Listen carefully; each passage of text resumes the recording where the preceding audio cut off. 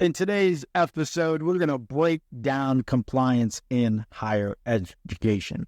I think most people are afraid or concerned because they don't understand the context of compliance.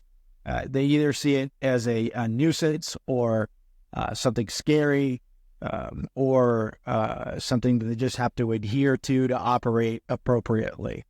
The intent of compliance originally was essentially ethical operation at the university or college level.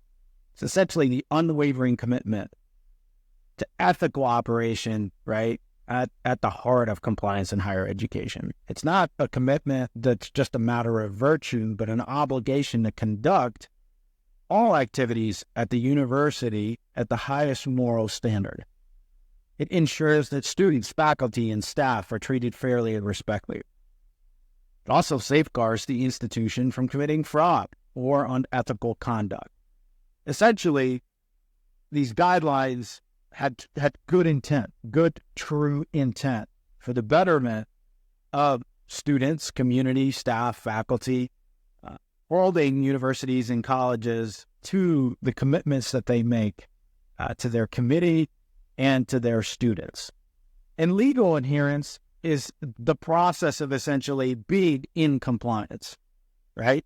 Now, adherence is different, right? It can be tied to local, state, federal laws and regulations. It's not an option, though. It is definitely necessary, and it's important for institutions to safeguard themselves from penalties and issues and problems, and the consequences of noncompliance are severe, sometimes including financial fines, legal battles, even the loss of accreditation. So that's where fear stems from, right? I believe that it starts at student rights and well-being. Compliance in higher education is not just about rules and regulations. It's rooted in safeguarding the rights and well-being of students. It guarantees that students are treated fairly in a safe and secure manner, provided with optimum learning environment, and granted access to the best resources and support, which leads to quality education. One of the fundamental processes of compliance is to contribute to the quality of education provided by institutions. As institutions adhere to regulatory compliance, they're able to then effectively focus on delivering quality education to students. Compliance specifically is essentially tied to communication.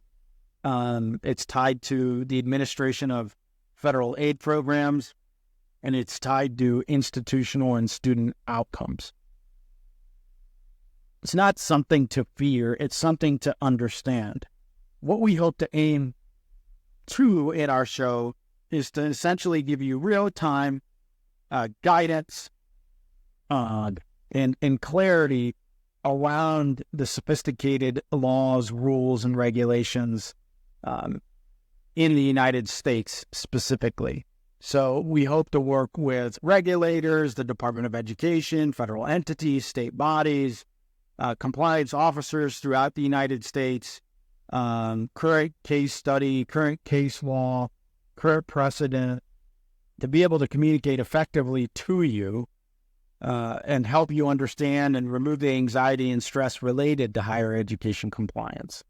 So we'll touch on specific examples. We'll touch on systems, processes, rules, regulations.